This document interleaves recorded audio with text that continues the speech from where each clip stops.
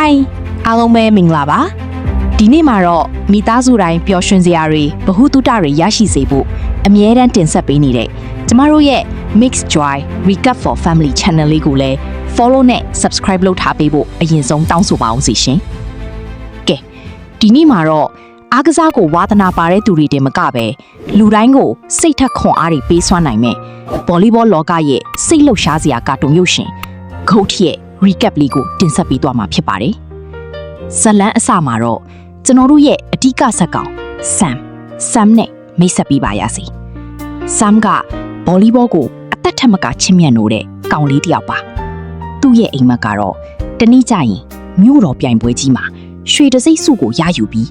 လောကရဲ့အကောင်းဆုံး GOAT greatest of all time ကစားသမားတစ်ယောက်ဖြစ်လာဖို့ပေါ့ဒါပေမဲ့ပြဿနာကသူနေတဲ့ကျောင်းငယ်လေးမှာဗော်လီဘောအသင်းတောင်တီချမရှိသလို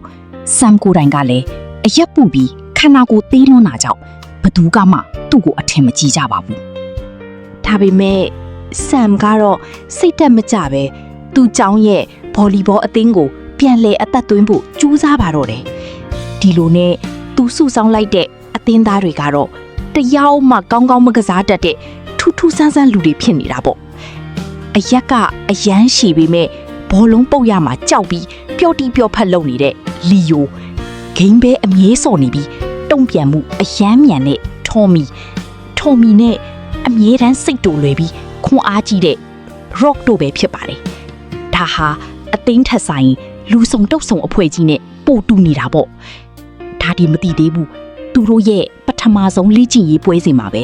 မျိုးရဲ့နာမည်ကြီးချန်ပီယံကြားနက်အသင်းနဲ့စုံတွေ့ခဲ့ပြီးဂိုးပြတ်အမှတ်ပြတ်နဲ့အရှက်တကွဲရှုံးနေခဲ့ရပါတယ်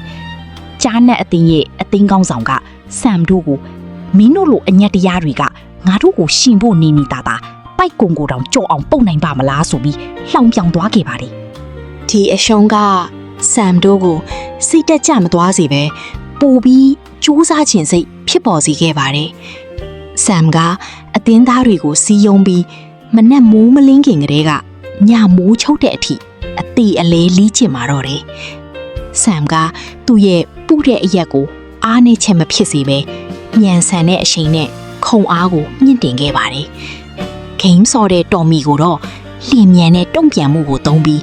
ဘောလုံးပင့်တင်ပြီးသူဆက်တာအဖြစ်ပြောင်းလဲပြီးခဲ့ပြီး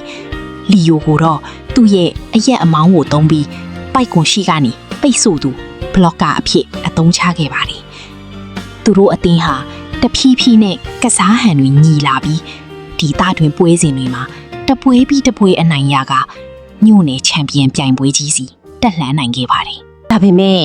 မြို့နယ်ပြိုင်ပွဲရဲ့ကွာတားဖိုင်နယ်ပွဲစဉ်မှာတော့သူတို့အသင်းဟာမမျှော်လင့်ထားတဲ့ကောက်ချစ်တဲ့နီးဖြူဟာတွေတုံးတက်တဲ့မြေခွေးအသင်းနဲ့ရင်ဆိုင်ရပါတော့တယ်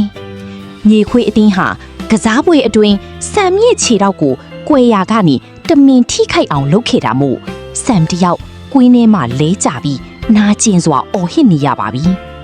အမှတ်ကလေးလိုနေSamကလေးဒဏ်ရာရသွားတဲ့ဒီအချိန်ဒီမှာသူတို့အသင်းဒီပွဲစဉ်ကိုအရှုံးပေးလိုက်ရတော့မှာလားSamကိုဆက်ကစားနိုင်ပါမလားဆိုတာနောက်ထပ်အပိုင်းနှစ်မှာဆက်လက်ရှုစားပေးကြပါအောင်ခင်ဗျာအားလုံးကိုကျေးဇူးတင်ပါတယ်